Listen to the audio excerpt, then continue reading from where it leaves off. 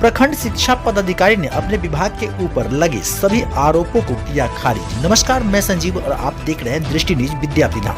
समस्तीपुर जिला के विद्यापति प्रखंड के शिक्षा पदाधिकारी डॉक्टर मधुकर प्रसाद सिंह ने किया एक प्रेस कॉन्फ्रेंस और मीडिया से बातचीत के क्रम में उन्होंने बारीकी से सभी सवालों का जवाब दिया। जरा सुने ध्यान से खबर, जिसमें ये कहा गया जो निरीक्षण के दौरान जो तमाम जो अधिकारी हैं उनके द्वारा पैसा उगाही और एक स्कूल निरीक्षण के दौरान जो शिक्षक अनुपस्थित होते हैं उन शिक्षकों को बीआरसी पर बुलाया जाता है। यहाँ बुलाने के बाद एक डील किया जाता है। तो इसके संदर्भ में जो आरोप लगा, इस आरोप को किस तरह से आप कहेंगे? सभी मीडिया कर्मी का स्वागत है। आपका प्रश्न जहाँ तक है उसमें मेरी जानकारी में इस तरह की कोई बात नहीं है। मैं शिक्षकों एवं प्रधानाध्यापकों से अपील भी करता हूँ कि अगर किसी तरह की इस तरह की शिकायत हो तो लिखित रूप में मुझे निश्चित रूप से देंगे कि अमुक के द्वारा निरीक्षण किया गया और मुझसे कुछ डिमांड किया गया है या किसी तरह को प्रताड़ित किया गया है या कोई अन्य मामला बनता हो। अभी तक मेरे संज्ञान में कोई भी ऐसा आवेदन या कोई मौखिक भी नहीं कोई शिक्षक या प्रधानाध्यापक दिए हैं कि मेरा शोषण किया गया है। तो मैं तो समझता हूँ कि ऐसी कोई बात नहीं है, लेकिन अगर फिर भी कोई बात संज्ञान में आएगी तो निश्चित रूप से मैं उन लोगों पर कार्रवाई के लिए। पंचायत समिति सभागार में सर एक प्रश्न उठा था, जिसमें प्रमुख के द्वारा भी एक प्रश्न उठाया गया जो पेन ड्राइव की पैसे की राशि बीआरसी डकार ली है।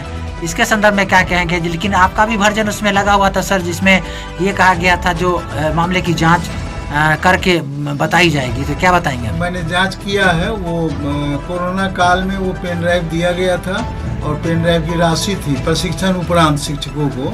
तो पेन ड्राइव की राशि ये राशि जो थी संबंधित शिक्षकों के खाते में भेज दी गई हुई है और पेन ड्राइव रखा हुआ है। पेन ड्राइव में कंटेंट नहीं आया। विभाग से आदेश था कि जब उसमें टेक्स्ट मटेरियल आएगा जो उसमें अपलोड करके तब शिक्षकों को देना है, खाली पेन ड्राइव नहीं देना है। तो पेन ड्राइव सभी बीआरसी में पूरे जिला के 20 प्रखंड में यही स्थिति है। पेन ड्राइव बीआरसी में यथावत रखा हुआ है और जब विभाग का आदेश होगा कंटेंट डाल के तब दिया जाएगा। यही स्थिति है। बाद बाकी कोई उसमें न घोटाला है न किसी तरह की कोई बात है। ये जांच हो गई है। बीआरसी पर भी एक आरोप लगा, जिसमें बीआरसी में बताया गया जो बीपीएम सर भी यहाँ नहीं उपस्थित रहते हैं, ना ही बीआरपी रहते हैं, ना ही बीओ सर रहते हैं यहाँ पर। इसको लेकर क्या कहेंगे? इसमें एकदम सर्वविदित है कि 1 जुलाई 2023 से निरीक्षण का कार्य लगातार चल रहा है विद्यालयों में। ऊपर से स्पष्ट आदेश है कि 8:30 बजे से ही क्षेत्र में रह कर के विद्यालयों को, शिक्षकों को, छात्रों की उपस्थिति को देखना है, उनके सुधार का प्रयास करना है। इस हेतु सभी लोग वहाँ रहते हैं। उसके बाद सेकेंड हाफ में आकर के बीआरसी का काम किया जाता है।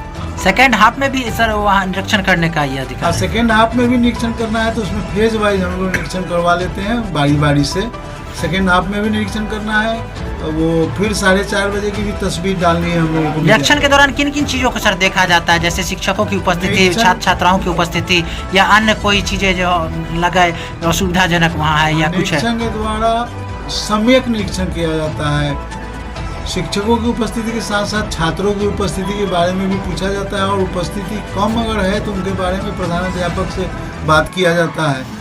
साथ ही अन्य भी जो विद्यालय में सुविधाएं जैसे शौचालय है, बिजली है, रैंप है, उनके बारे में भी निरीक्षण किया जाता है। और कहीं से कोई शिकायत मिलती है तो प्रधानाध्यापक से बात करके अविलंब उसको दूर करने का प्रयास किया जाता है। कुछ शिक्षकों को ये भी जानकारी है, विशेष सूत्रों से पता चला, जो बीआरसी के द्वारा यानी कि या ब्लॉक एजुकेशन ऑफिसर के द्वारा या बीएमपी सर के द्वारा जो विद्यालय का निरीक्षण है वो मिडिल स्कूल तक ही सीमित रहना चाहिए, हाई स्कूल में नहीं होना चाहिए। इसको लेकर क्या कहेंगे?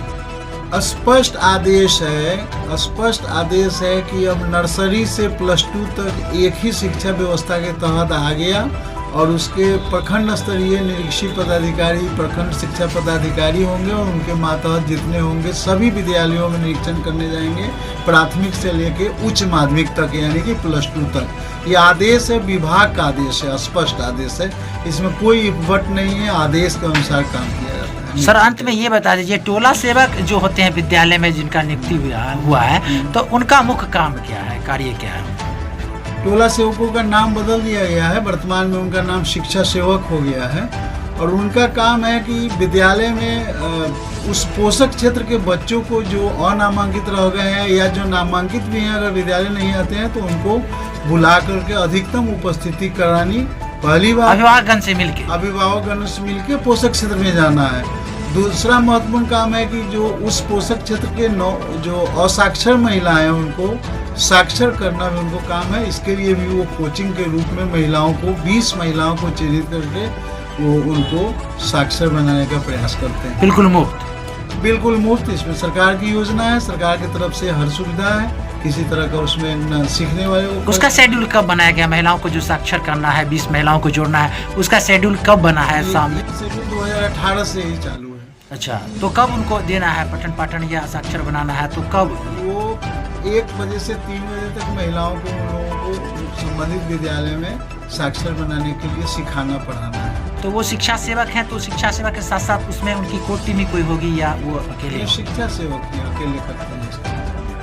क्या नाम हुआ सर? मेरा नाम डॉक्टर मधुकर प्रसाद सिंह, प्रभारी प्रखंड शिक्षा पदाधिकारी विद्यापति नगर।